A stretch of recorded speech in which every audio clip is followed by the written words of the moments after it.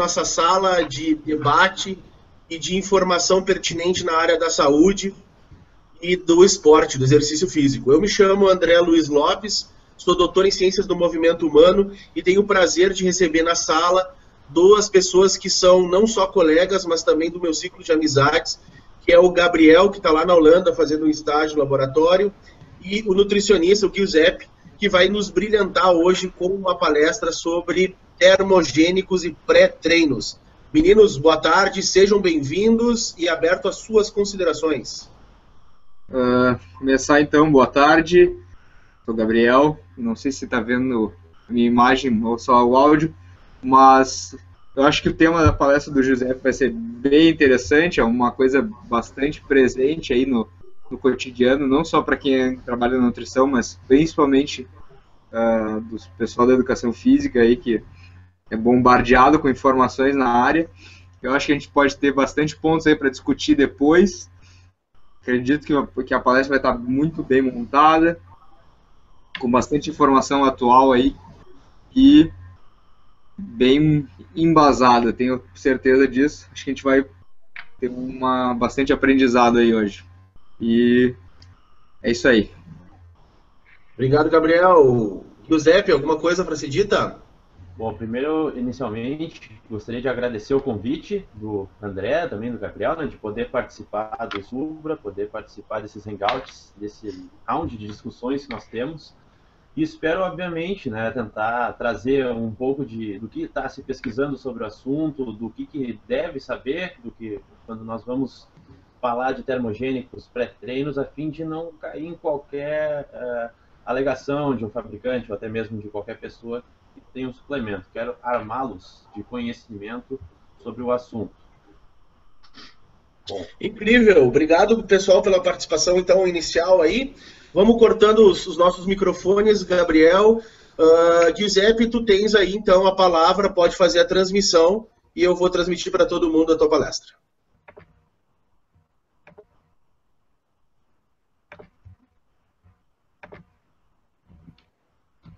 Isso, então. Deixa eu ver aqui. Posso iniciar a apresentação? Pode começar sim. Bom, então, mais uma vez, bom dia, boa tarde, boa noite a todos, né? Hoje eu vou falar sobre suplementos de pré-treino e termogênicos. Eu sou Giuseppe Potrick Stefani, sou nutricionista, estou realizando meu mestrado atualmente em Ciências da Saúde, com ênfase em Fisiologia e Patogênese.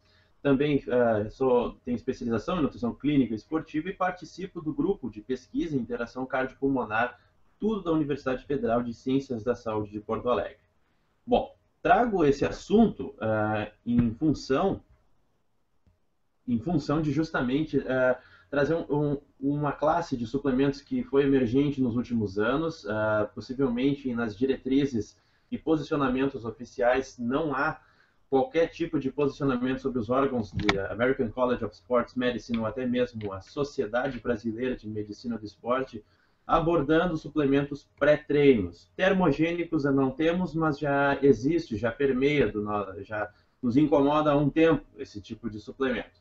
Então, hoje eu gostaria de falar um pouco sobre esses dois suplementos, que trago essa imagem justamente parecendo, quando alguém fala que toma um pré-treino e eu vejo alguém tomando, é isso que eu tenho como resultado. Esse cara no meio da tela, uma vontade de comer ferro, parece, por grosseiro modo falando, é mais ou menos isso que acontece, né? Será que esse suplemento tem algum efeito oculto? Algum efeito totalmente natural? Será que o que tem ali realmente é o que ele alega exercer efeito fisiológico, né? A fim de dar esse efeito de aumento de concentração, aumento de desempenho, né? Então, tudo isso quero abordar através dessa palestra. Bom, falando inicialmente sobre termogênicos, né, na verdade, por via de definição, são qualquer substâncias, né, responsáveis por aumentar a geração de calor. Se tu fores desmembrar a palavra, termo significa temperatura e gênese, formação. Então, a formação de calor ou de temperatura, né?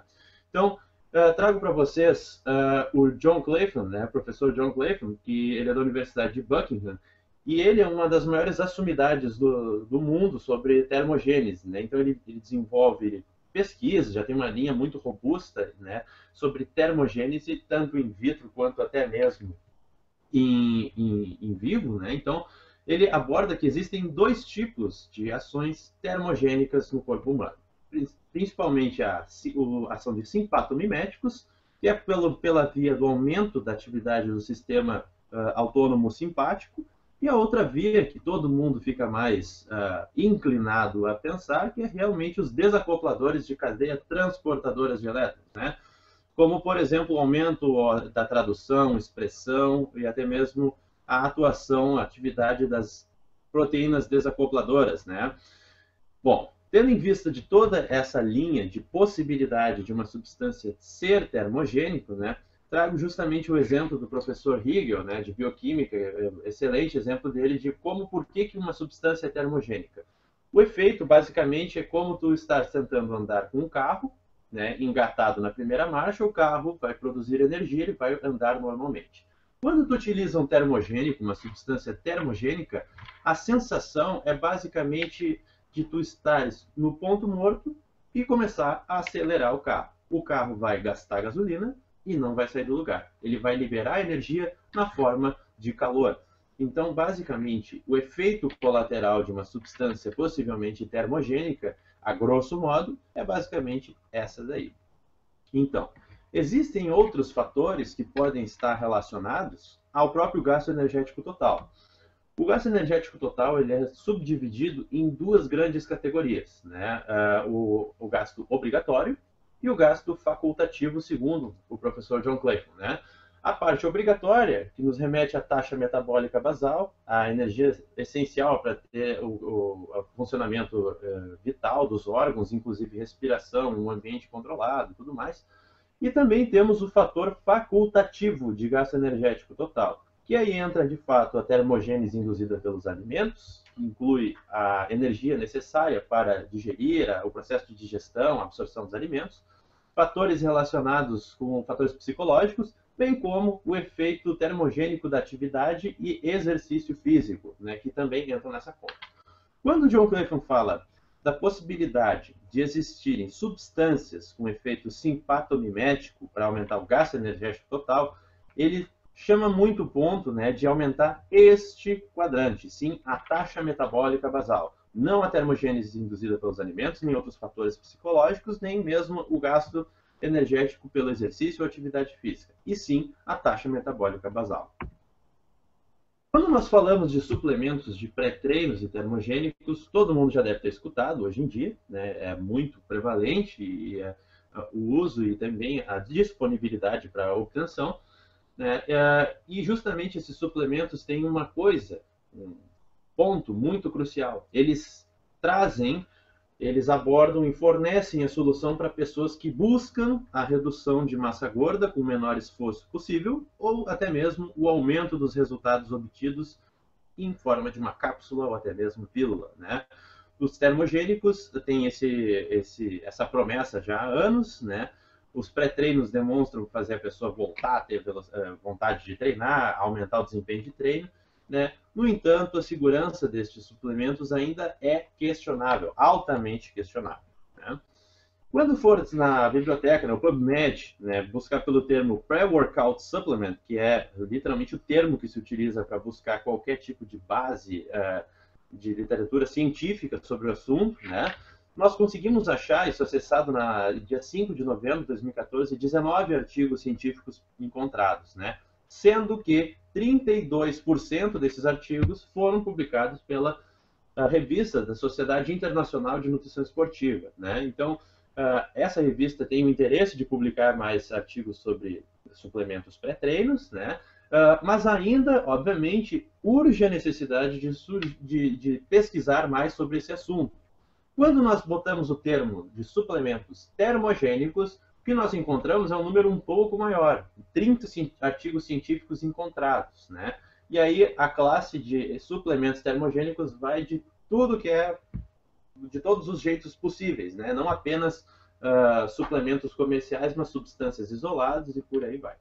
Como pode ser observado, os dois tópicos são novos, são babies na literatura científica, ainda é muito cedo de podermos dizer que isso funciona para isso funciona para aquilo. Então, vou trazer o que realmente a literatura traz em função disso hoje.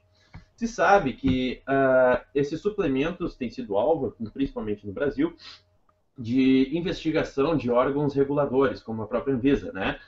E foi observado que a adição de agentes farmacológicos termogênicos, comprovadamente termogênicos, né, nesses suplementos. Como, por exemplo, a efedrina, o DMA, como a dimetilamina, e o DNP, o dinitrofenol. Né? Vamos falar depois de alguns deles, né, dessas substâncias.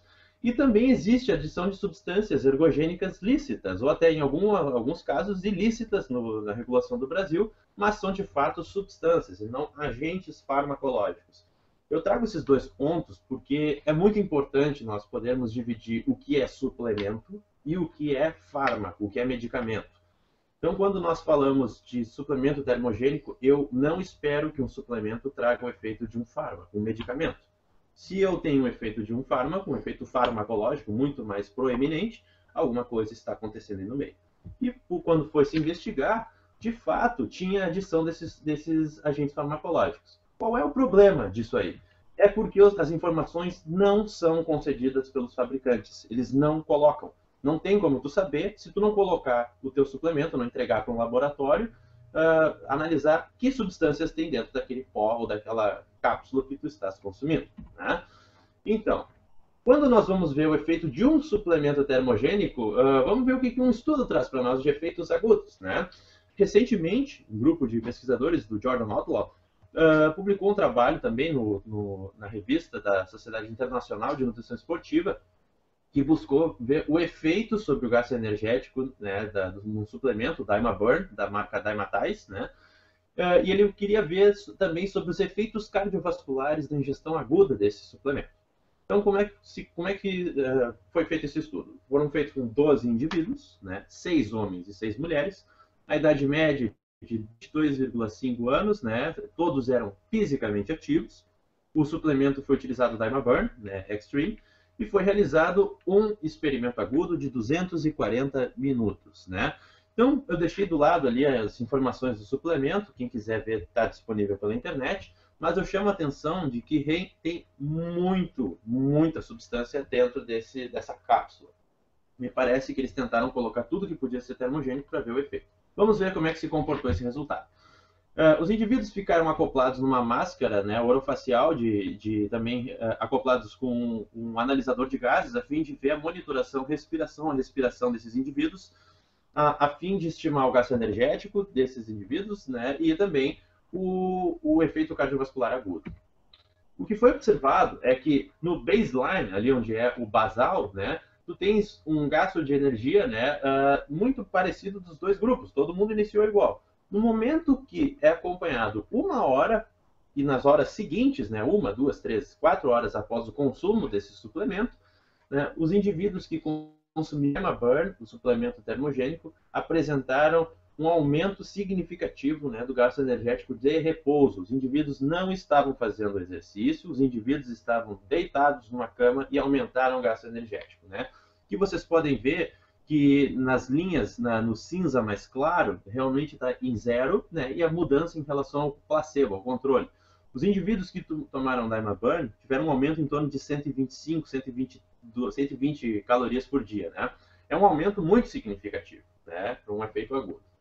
Quando nós vamos ver as variáveis cardiovasculares, né, a pressão arterial sistólica e também diastólica, como tem no gráfico A e B, não foi observada qualquer diferença sobre essas variáveis hemodinâmicas, quem consumiu o placebo e quem consumiu o suplemento DymaBurn. Na frequência cardíaca, também não deu qualquer tipo de efeito negativo. No entanto, o artigo demonstra uma discussão sobre os benefícios de consumir suplemento desse tipo. No entanto, eu trago a seguinte frase. Tá, e aí? E a massa gorda? Reduziu? Será que ajudou a fazer a utilização do termogênico? Vimos que recentemente, nesse estudo, este suplemento em específico pareceu ser seguro. Muito interessante para qualquer colega nutricionista que for pensar em prescrever um suplemento termogênico, esse já parece ser seguro. Mas cabe o questionamento, será que a utilização desse suplemento vai, de fato, reduzir a massa gorda ou não? Então, nesse estudo, ele ainda não conseguiu responder essa pergunta, por ser um estudo agudo.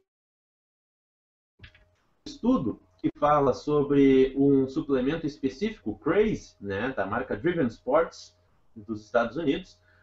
Esse estudo foi dividido em duas etapas, né, ver o efeito de um suplemento pré-workout, né, pré-treino, né, em duas etapas. Foi um experimento agudo, a fim de ver o efeito cardiovascular, efeito, né, agudo do suplemento, e o efeito crônico, a fim de ver da experiência subjetiva de treino, também o desempenho muscular, né? Então tudo isso foi avaliado, mas hoje eu vou falar apenas da parte aguda do trabalho.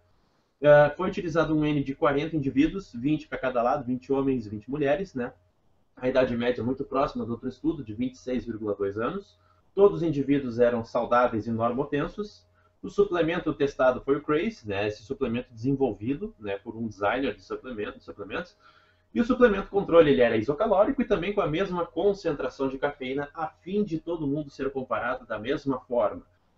Chama atenção também da cafeína, porque todos os suplementos pré-treinos e praticamente todos os termogênicos têm concentrações significativas de cafeína. Então, guardem essa informação, mais adiante estaremos abordando sobre a própria cafeína.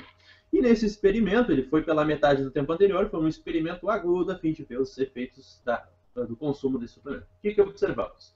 Essa tabela aqui, ele mostra a variação entre o indivíduo que consumiu o suplemento, né, do Craze, e foi observado mudança de pressão arterial sistólica após o consumo do Craze. Ok, mudou a pressão arterial sistólica, mas isso foi em torno de 30, 60 minutos, né, e todo o período que foi monitorado. Já a diastólica, não houve qualquer alteração, conforme nós vemos nessa tabela do lado direito da apresentação.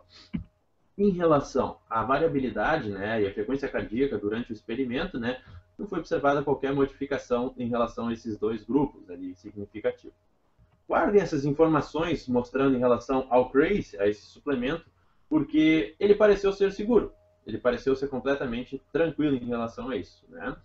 Bom, eu trago um exemplo de suplemento a fim de poder enxergar, a fim de poder ver o que ele alega ter. Por que ele não mostra, ou até mesmo os mais sinceros, os suplementos que mostram o que tem ali dentro, qual é o risco de ter isso aqui. Esse é um suplemento que foi lançado há alguns anos nos Estados Unidos, da J-Pharma, o PyroBurn, né? Ele até mesmo já coloca ali embaixo Extreme Ephedra Formula, né? Que tem a fórmula de efedrina, né? Então, vamos dar um zoom para a gente ver o que tem ali dentro.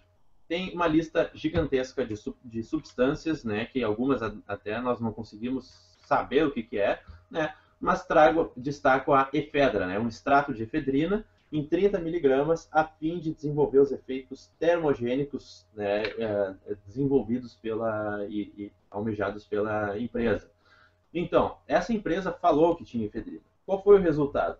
Não deu em questão nem de 4 meses, já foi banido para venda esse tipo de suplemento, né?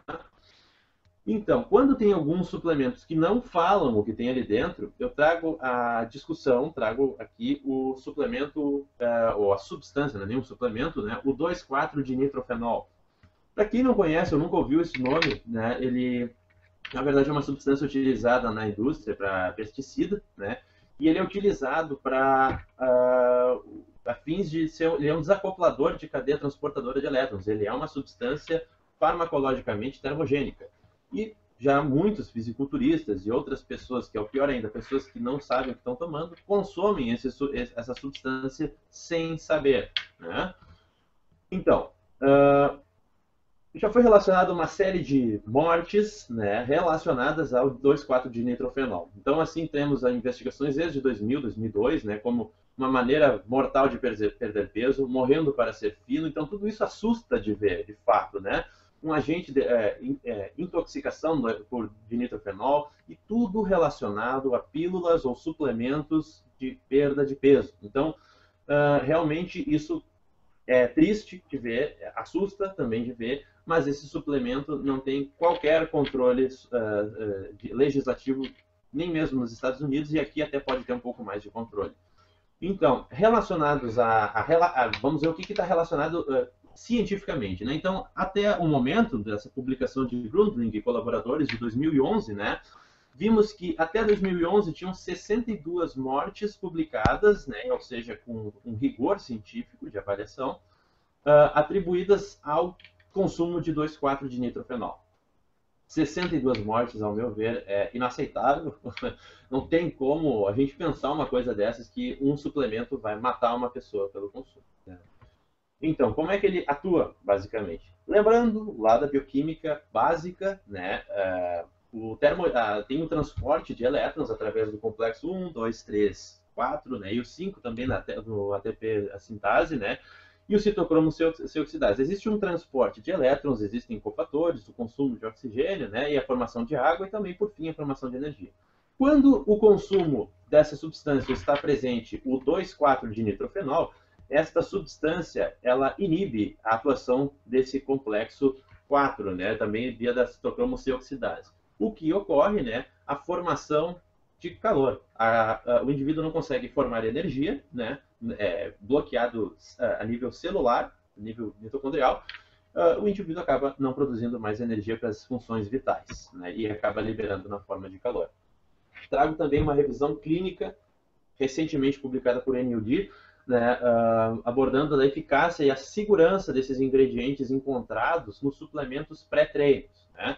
Então é uma extensa revisão, posso deixar disponível para os colegas que tiverem interesse de ler. É uma revisão muito bem feita, né, abordando até o momento dos suplementos que têm substâncias. O que ele traz de mais interessante é literalmente as substâncias que podem ter efeito sobre o treino, né, e o que cada marca, o que cada produto alega ou até mesmo não alega ter, ou quanto coloca em cada suplemento.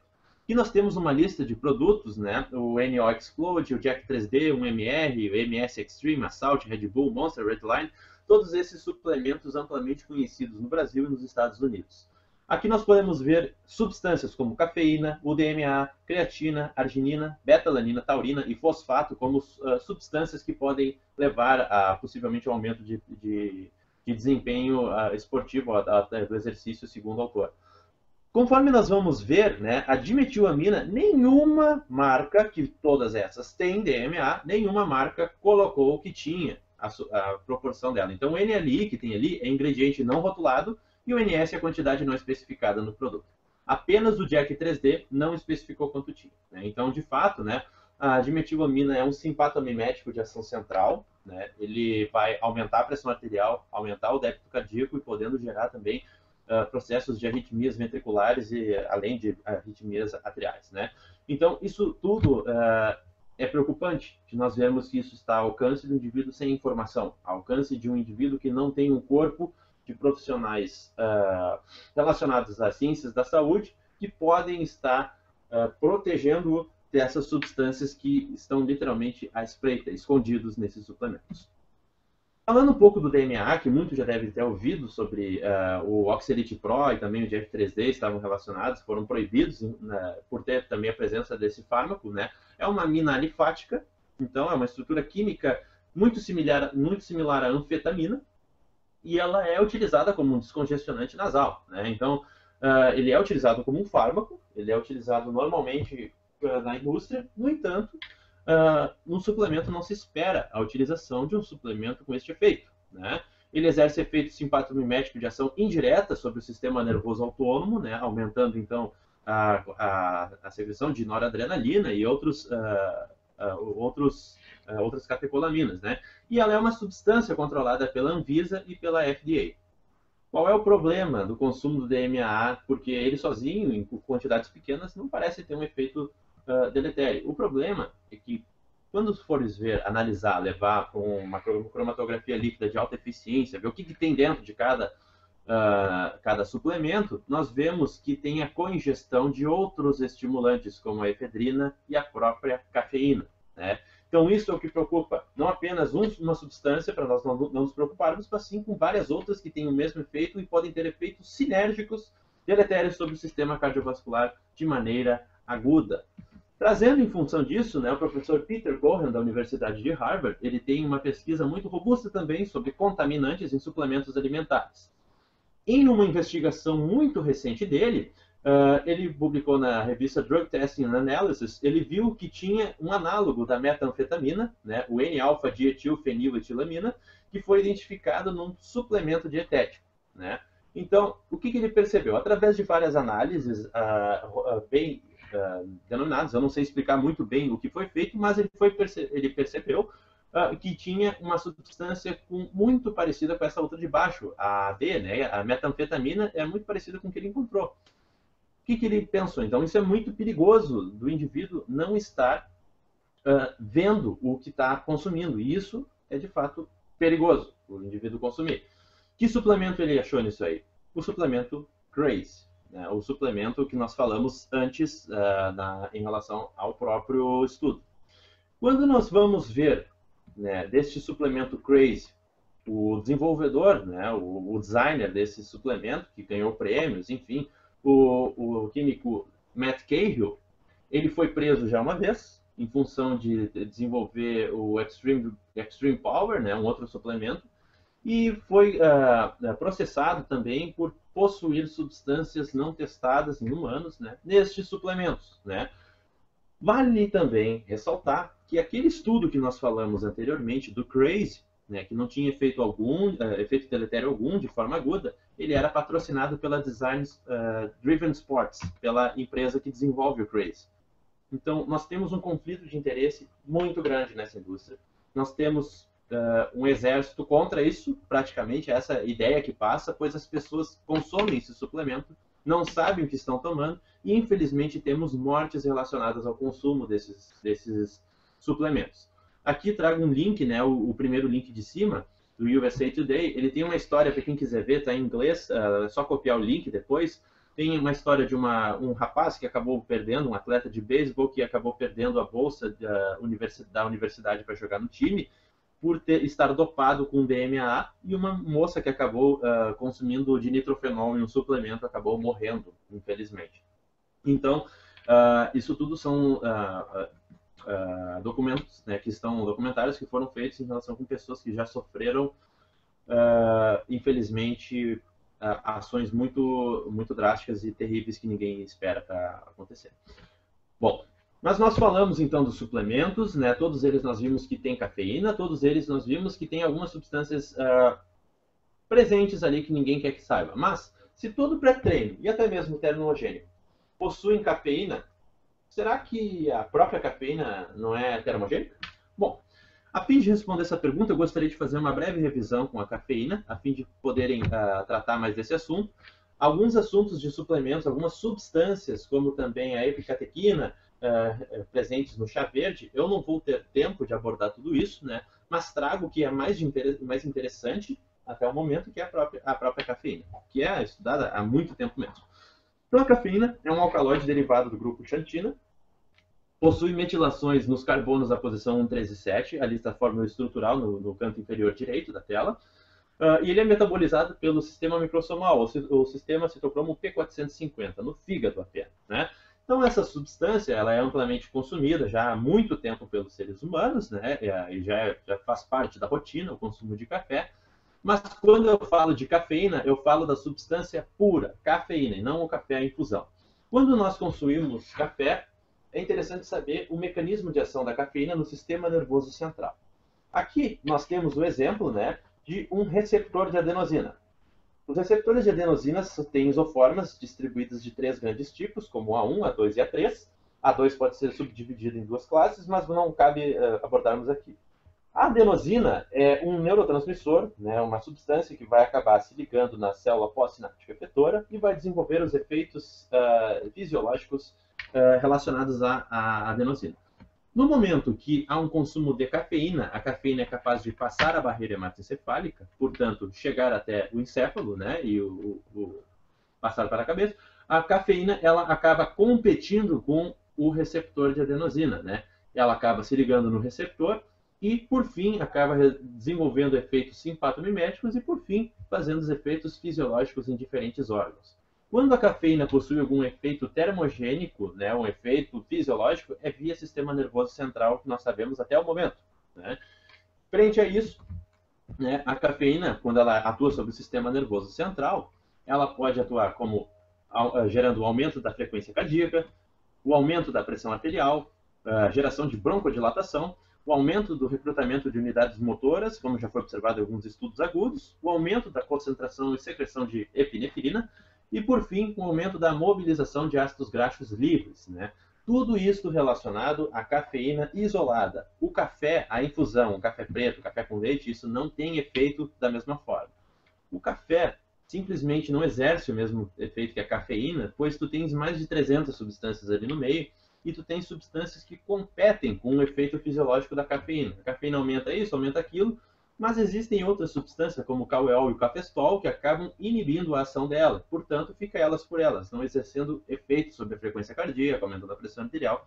Mas aqui estamos falando da cafeína isolada, a cafeína anidra, né? Bom, a cafeína é consumida, ela desenvolve os efeitos, né? E um efeito praticamente farmacológico, e no fim ela tem que ser metabolizada. Depois que ela desenvolveu esses efeitos, ela é metabolizada pelo sistema CYP1A2, né? Ela é degradada em teobromina, teofilina e paraxantina, o que são excretados na forma de urina. Grande parte da cafeína sofre esta reação. Se sabe que em torno de 1 a 2%, né, a cafeína é excretada na urina de forma intacta, não sofre qualquer tipo de metabolização hepática. Então, se sabe que o efeito termogênico da cafeína, né, ela pode atuar de dois grandes pontos, né, conforme elucidado por Dulu, né, numa revisão muito boa e muito esclarecedora sobre o assunto, né. Então, o que é a principal é a competição da adenosina com seu receptor, né, podendo desencadear, então, efeitos fisiológicos diferenciados, né? E o outro efeito seria, de fato, uma competição com fosfodiesterases, né?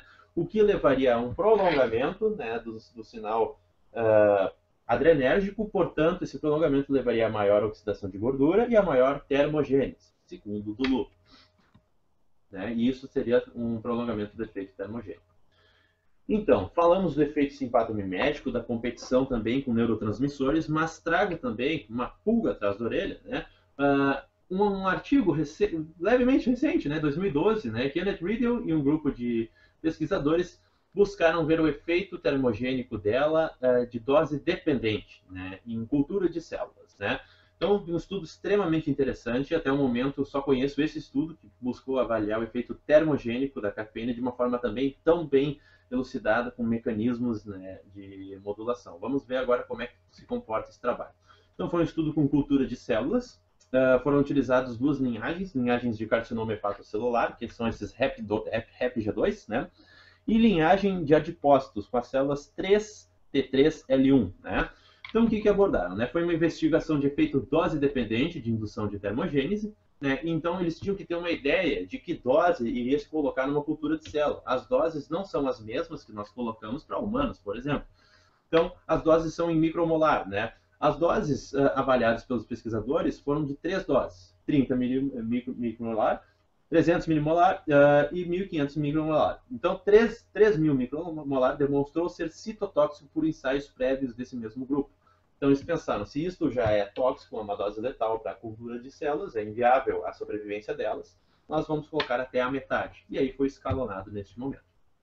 Que resultados, como é que eles buscaram fazer esse trabalho, né? Por um meio de padrão de cultura de células RPMI 1640, né, as doses de cafeína anidra foram realizadas de 24 horas de tratamento.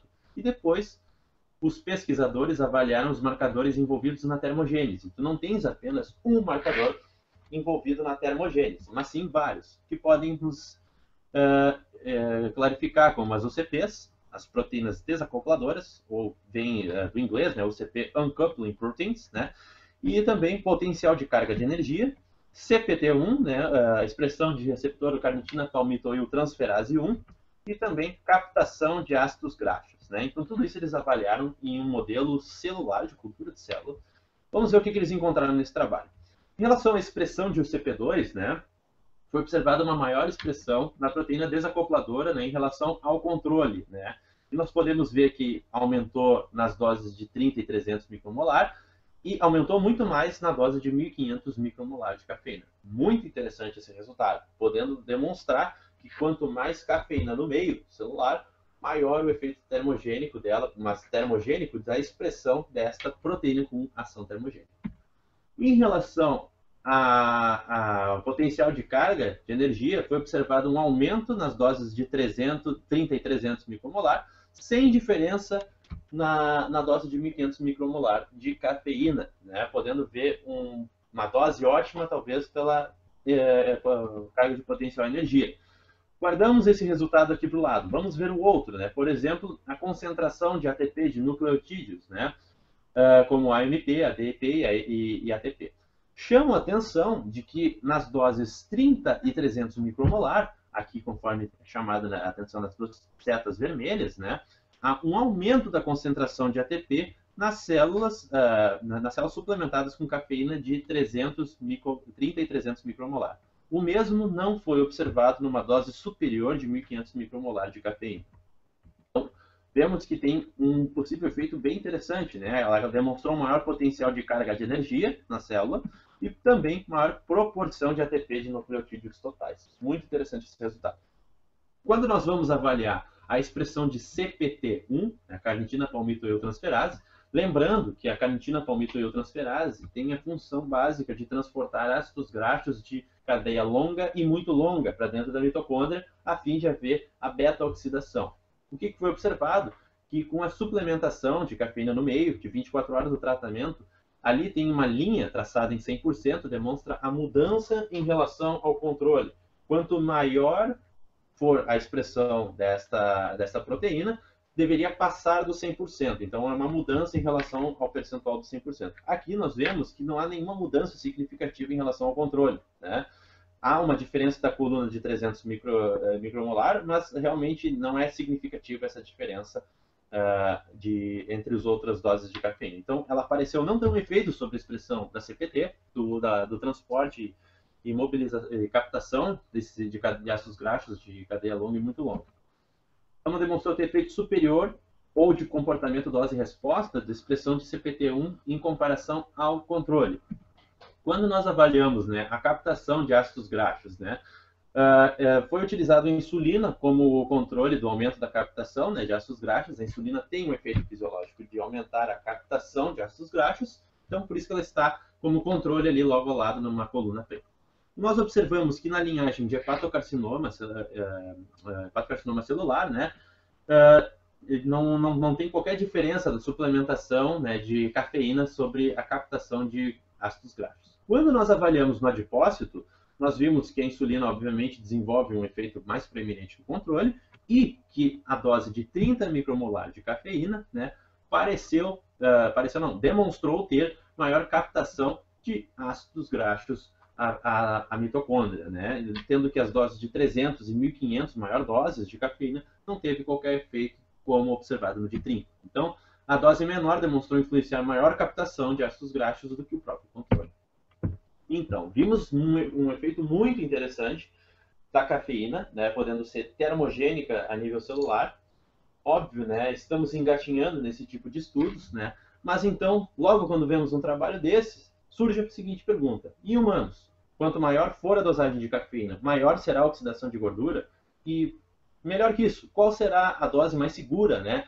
Pois ela exerce efeitos sobre aumento de pressão arterial, aumento de frequência cardíaca, até mesmo aumento da contratilidade cardíaca por receptores cardíacos. Mas será que existe uma dose segura? Ou qual será que é a dose segura para nós vermos isso aí?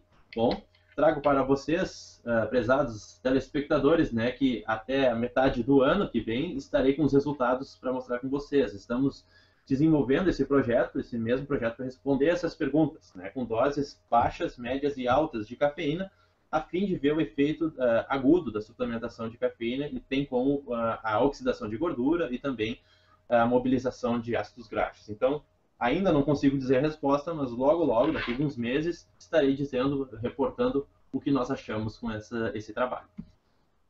E aí que eu trago para você: será que o bom e velho pré-treino não promove o mesmo resultado que esses novos pré-treinos, né? E melhor ainda, de forma segura, né? Um cafezinho, né? Até mesmo um sanduíche integral, uma fruta, né? Um iogurte. Será que isso não é um melhor pré-treino do que consumir uma substância que tu vai estar te arriscando nesse momento? Trago esse pensamento para quem for tomar um pré-treino. O próprio café traz aumento de vigília, isso já é comprovado, já faz tempo que isso se sabe, né? Então, trago esse questionamento a fim de nós refletirmos, será que há necessidade de consumir um suplemento pré-treino, submeter esse risco de desenvolver algum tipo de arritmia, algum efeito tóxico sobre esses suplementos, né? Ao meu ver, vale muito a reflexão. Então, gosto sempre de fechar a minha fala, né, dizendo que tudo que eu estou falando até o momento foi o que pesquisei, literalmente, até o momento. É a ciência, né? Então, ciência é exatamente isso. Nós fazemos que nem esse mocinho. Ele pegou a faca e colocou na tomada para ver a hipótese dele. Ele achou que não ia levar choque. No fim, a hipótese dele foi rejeitada. Ele levou um choque. Então, ele sabe, testou, que de fato colocar faca na tomada vai dar choque, não vai fazer mais isso. Então, hoje nós estamos tateando. O que eu estou falando hoje pode ser uma verdade, mas amanhã pode já não ser mais. Então, é muito interessante a pessoa continuar pesquisando, continuar se inteirando, continuar lendo sobre o assunto e sempre buscando o que há de mais novo. De repente, o que eu falo hoje, amanhã já pode ser completamente diferente ou até mesmo se mantém da mesma forma. Mas sempre, sempre, sempre busquem conhecimento em literaturas embasadas e sempre busquem se atualizar. Então, pessoal, agradeço muito o convite. Termino a minha fala agora. Fico à disposição, deixo meu e-mail a todos que tiverem dúvidas, né? E, mais uma vez, muito obrigado pelo convite. Obrigado, Giuseppe. Palestra excelente, de alto nível.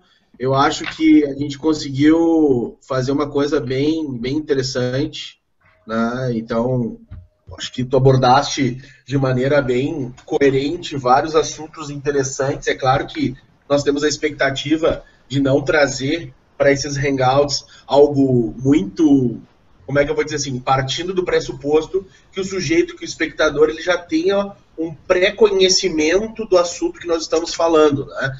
Então, eu acho que dentro dessa expectativa do trazer uma novidade, trazer essa discussão, acho que foi excelente mesmo. Não tem nem... Só tenho a agradecer a tua participação aí com essa brilhante palestra e já deixo de antemão gravado e registrado que, em forma de agradecimento ao grupo, o senhor irá disponibilizar os slides para que nós possamos estudar e olhar mais com calma esses estudos. Claro. O que você achou disso, Gabriel? Que isso, ele botou em timor. Botamos na mesa agora. Temos dois visitantes na sala aí também, Emerson e o Fernando. Fernando, eu não estou conseguindo ativar o teu microfone aí, cara. Tu tem que ativar ele na bandeira de cima lá, ativa teu microfone. Acho que agora deu. Deu. É. Fala alguma coisa aí, Fernando. Não estamos te escutando. Ele está abaixo na configuração central. Bom, enfim. Emerson nos escuta? Também não está falando, seu Emerson. Mas, enfim. Gabriel, perguntas para o Giuseppe. Queria primeiro parabenizar, ficou muito bom mesmo a apresentação. Tratou de dois temas aí, tanto os termogênicos quanto os pré-treinos aí, que são bem presentes. Os slides de muita qualidade também, bastante didático. Talvez a coisa que para alguns fique meio abstrata tenha sido a cultura de células ali, que às vezes o pessoal não entende, mas eu particularmente achei muito bom. Espero os resultados aí do teu trabalho aí que você está fazendo com cafeína, porque isso é uma coisa que realmente se tem uma demanda, assim, tanto pela parte científica quanto pelo ponto de aplicabilidade. Eu gostei que tu abordou aquela questão botou dois artigos que usavam produtos bem específicos. Eu achei um pouco interessante, estranho, assim, porque claro que como tu abordou, cada termogênica é um diferente, e logo depois já botou uma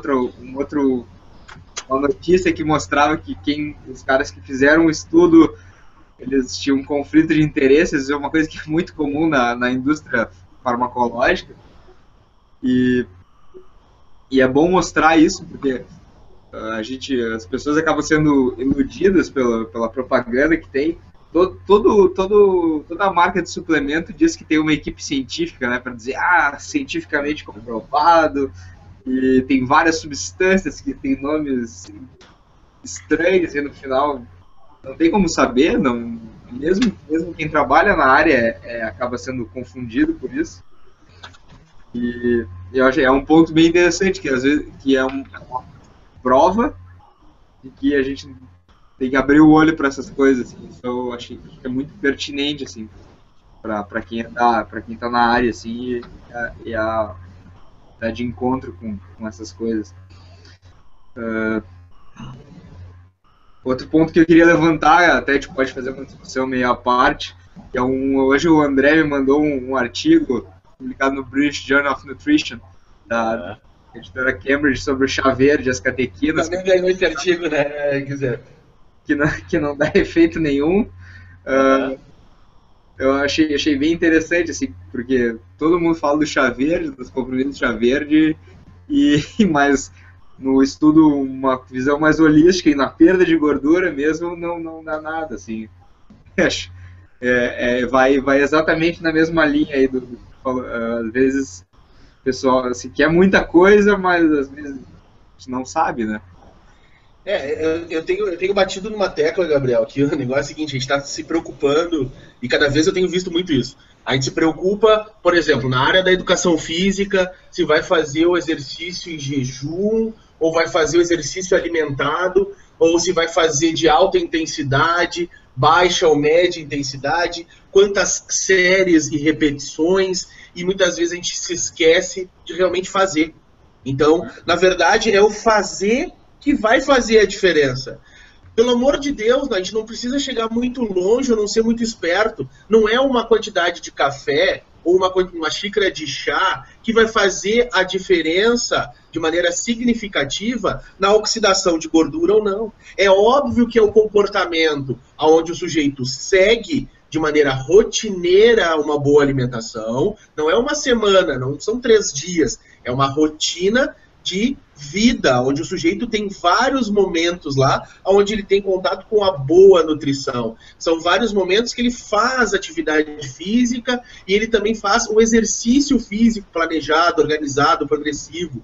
Então, hoje nós invertemos o processo. Nós nos preocupamos 1 ou 2 vezes na semana com a saúde e os outros dias nós vivemos de escapadas. São refrigerantes, doces, sobremesas, grandes quantidades de industrializados. Então, esse tipo de situação, o comportamento de forma geral, é que causa essa problemática como um todo. E a gente fica preocupado com o detalhe. Será que são séries de 12, 15 ou 8 que vão fazer a diferença? Poxa, né? Então eu acho que a gente está... É importantíssimo. Nós somos da área do reducionismo, adoramos mecanismo. Eu acho que isso deve ser utilizado, pesquisado e pensado. Eu acho que é importante que a gente possa... Eu digo que o reducionismo ele permite uma capacidade de raciocínio muito interessante. Quando a gente pensa um mecanismo celular, muitas vezes não é simplesmente para entender ou aplicar aquele conhecimento na prática, mas ele permite também que tu exercite a lógica científica, a lógica fisiológica e bioquímica. E talvez esse seja a grande contribuição para a leitura desses artigos e coisas do gênero, né? Não sei se vocês concordam com isso, o que vocês pensam a respeito disso. Os estudos mais reducionistas, eles é uma forma da gente,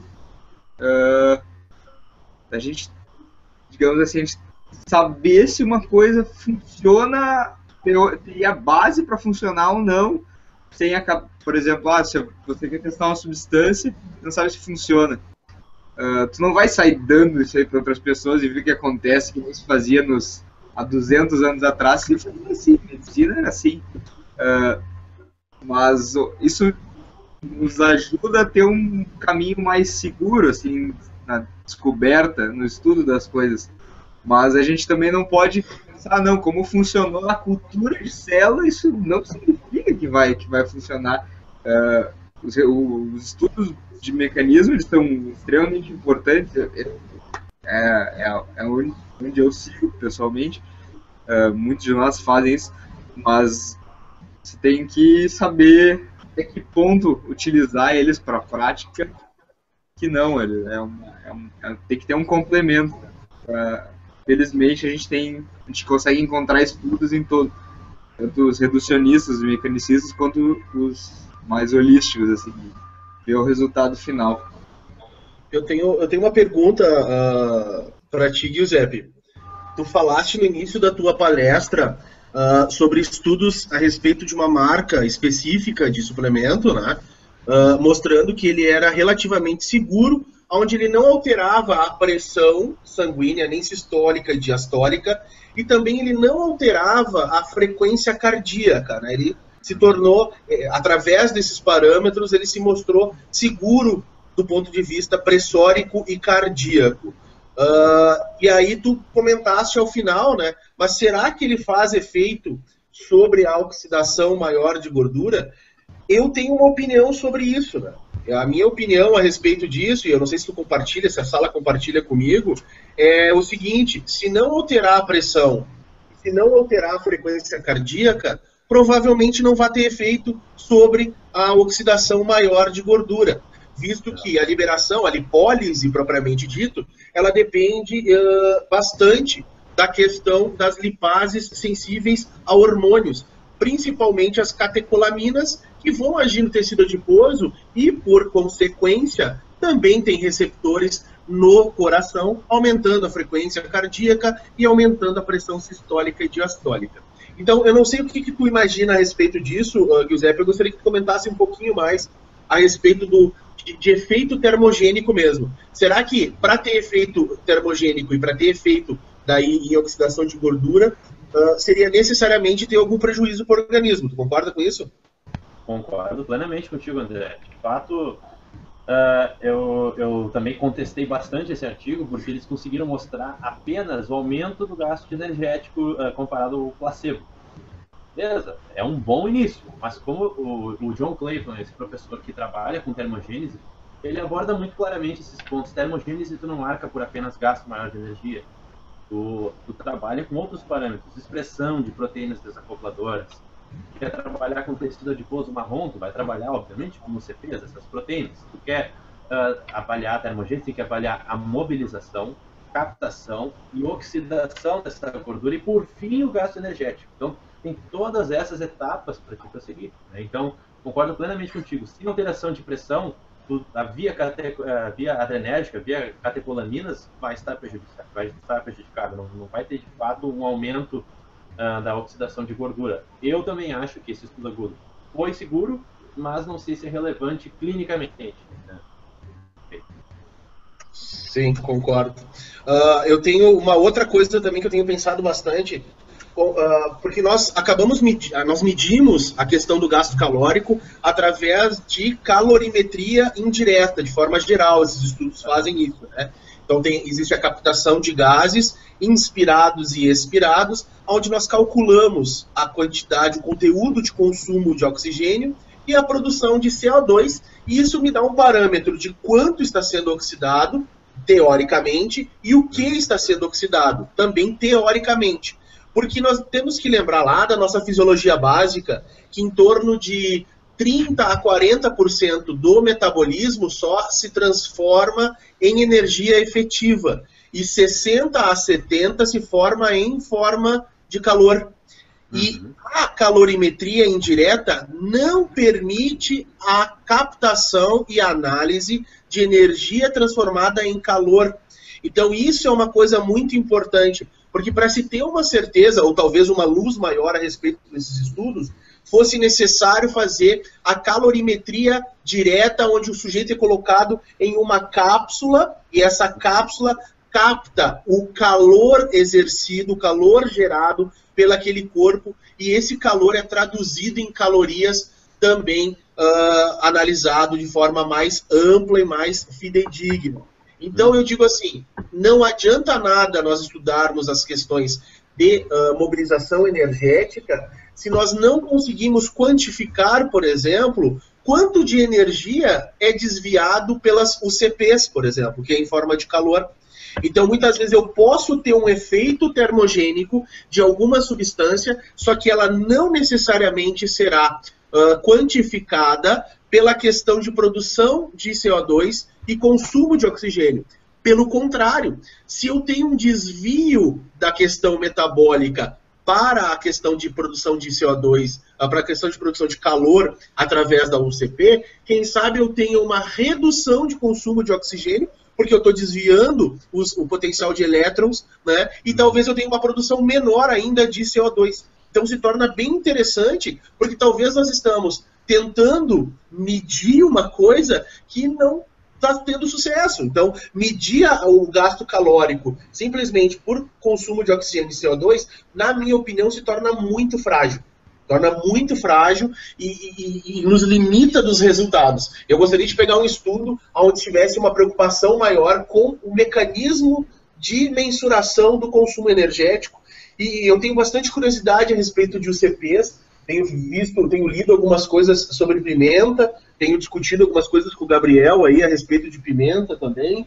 E, enfim, a gente tem trabalhado algumas coisas bem curiosas assim no processo de termogênese. E ficam algumas perguntas bem importantes sem resposta. Eu tenho mais perguntas aqui para ti. Eu fiz umas anotaçõezinhas, ó. Então essas anotaçõezinhas são importantes. Se fala no controle de suplementos, Giuseppe, né? Então você tem falado muito a respeito do controle, qualidade de suplementos, etc, etc. Mas diversos medicamentos, eles trazem em sua composição, conforme também tu comentaste ali, esses remédios, esses descongestionantes nasais, eles trazem substâncias que também fazem um efeito mimético com relação à efedrina, né, com o sistema nervoso simpático, e eles são de livre acesso. Qualquer um vai na farmácia e compra um remédio desses. Nós temos um outro, não sei se eu posso usar o nome, mas temos o fenol, que é nome comercial, que é pseudoefedrina, e o pessoal faz a junção aí desse medicamento junto com aspirina e cafeína para potencializar os efeitos de beta-oxidação, de oxidação de gordura. Eu queria que tu comentasse um pouco, será que não é necessário também uma ampliação desse controle, quem sabe colocando esses fármacos que contenham estimuladores do sistema nervoso central, também uma lista de controle maior de venda, de consumo, como foi feito, por exemplo, com os antibióticos? Bom, eu concordo plenamente, acho que tem que ter controle, justamente porque qualquer fármaco, medicamento que atue no sistema nervoso autônomo de forma indireta ou direta, ele vai ter consequências muito drásticas, muito fortes, né? Tu tem, às vezes, seletividade de receptor e muitas vezes não. Então, tu acaba aumentando a beta-oxidação, maravilha, mas tu tem efeitos deletérios sobre pressão arterial, até mesmo sobre contratividade e ritmo cardíaco, né? Então, tudo isso é perigoso. Ao meu ver, não sei se é prático, se é factível ter esse controle, mas eu acho que deveria ter esse controle de venda, pelo menos como os antibióticos, se fosse possível, deveria ter. Aí já fico entrando no devaneio, fico fosforilando aqui, eu acho que é muito difícil ter esse controle em função também do interesse das indústrias, do que nós sabemos que vende esses produtos, como a própria pseudoefedrina, né? Então, é muito difícil, mas ao meu ver, sim, deveria ter um controle, pois qualquer coisa que mexe com o sistema nervoso autônomo simpático é um pouco perigoso e tem que ter esse cuidado. A gente tem obrigado, Giuseppe, pela tua resposta. A gente tem uma pergunta do Emerson, que o Emerson está na sala, mas ele não está conseguindo utilizar o microfone. Ele pergunta o seguinte, com relação à segurança, tu comentaste na tua palestra, né? Que existe uma diferença entre tu tomares o café, por exemplo, que é o nosso talvez representante maior de conteúdo de cafeína dentro da alimentação, né? Obviamente nós sabemos que o chá contém alguns outros alimentos, o próprio guaraná, extrato de guaraná também tem cafeína, ou seus similares, mas tu falaste que o café, a infusão do café, ela tem uma questão de competição entre as suas substâncias, perfeito? Perfeito. E ele está perguntando o seguinte, com relação a essas cápsulas que se vende em lojas de suplemento, cápsula isolada de cafeína, o que tu tens a comentar a respeito de quantidade de consumo? Uhum. Qual seria mais ou menos a dose quilo, miligramas por quilo? O que tem visto sobre isso? É uma excelente pergunta, né? Na verdade, a cafeína, infusão na forma do café, ela tem essa competição. Por isso que quando nós falamos de termogênicos pré-treinos, tu vai ter a cafeína isolada, cafeína nidra, 1,3,7-trimetilxantina, essa forma que nós estávamos falando. No momento que tu vai, tá, eu quero tomar cafeína, vai ter um efeito, tem que ter, na verdade, como é que eu posso dizer, uma dose escalonada de cafeína, porque tu tens adaptação do receptor de competição, receptor de adenosina, né? Então, a dose já foi calculada, já existe um posicionamento oficial sobre a Sociedade Internacional de Esportiva.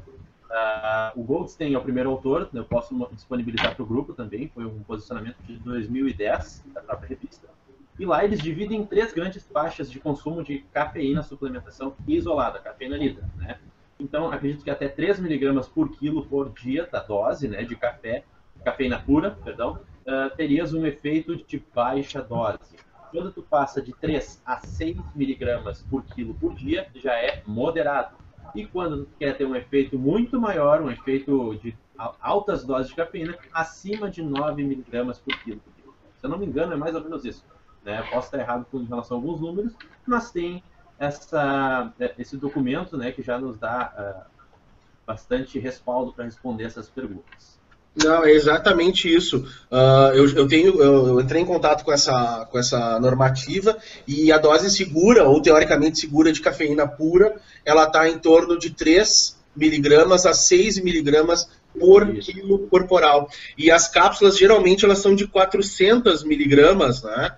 Então, a gente tem lá umas cápsulas de 400 miligramas. Então, uma pessoa mais ou menos de 50 quilos teria que tomar aproximadamente metade de uma cápsula dessas para não ter os efeitos. E o pessoal tem reclamado muito, né? Eu tomei... Tem uma amiga minha que é nossa colega da área e é nutricionista lá de Salvador. E ela disse que ela foi no Expo Health e pegou diversas doses, assim, amostras grátis, né? E ela foi experimentando uma de cada vez, assim, passou mal, não conseguiu dormir e teve que quase recorrer lá a uma questão de auxílio de outro profissional. Mas para te ver como essas doses também cumulativas e causam grandes problemas, né? Então essas pequenas doses, quando somadas, acabam trazendo alguns problemas bem interessantes, assim, bem marcantes no metabolismo como um todo. Bom, mas então, para nós resumirmos essa questão de termogênico para funcionar tem que fazer mal, é isso? Quase isso, praticamente isso. Praticamente isso, né? Por isso que a grande maioria dos produtos que acabam tendo sucesso, vamos colocar assim, no uso, ou uma repercussão maior de venda, é porque eles contêm efedrina ou o extrato lá de Mawang, né, junto na sua formulação, para ter esse efeito na oxidação de gordura. Então, muito cuidado a respeito do uso de suplementos termogênicos. Ficou a dica do nosso super nutricionista aí, o Giuseppe. Giuseppe, tu deixaste o teu contato para o pessoal aí tirar dúvidas, entrar em contato contigo, né, no final da tua palestra. Eu não sei se Gabriel tem alguma pergunta, Giuseppe, Fernando, Emerson.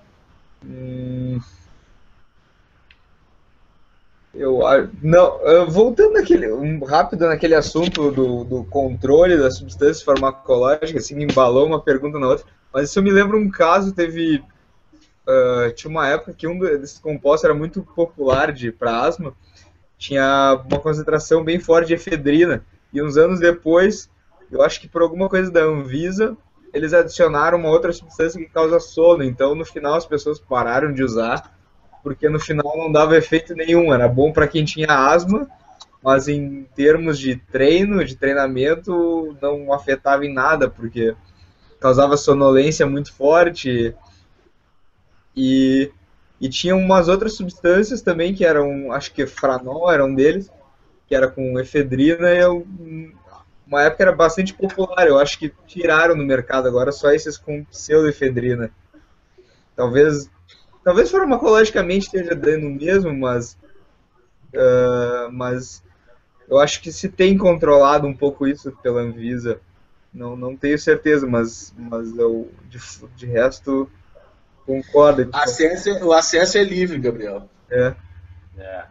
Bem complicado. Porque, imagina só, a gente, até a questão dos controlados, existe acesso, né?